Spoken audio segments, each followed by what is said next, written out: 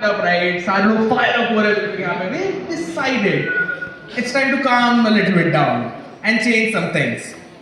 We had two options, either the band or the cosplays. Now, since I know, I'll give you that time also. What do you guys want to see first? I'm gonna give you the choice. Do you want to see cosplays? That's a no change. Do you want to hear the band? You never really had a choice because it's the band either way they're setting up.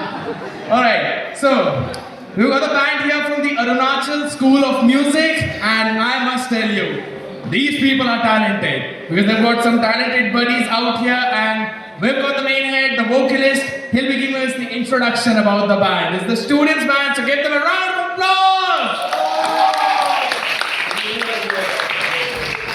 We are from another school of music.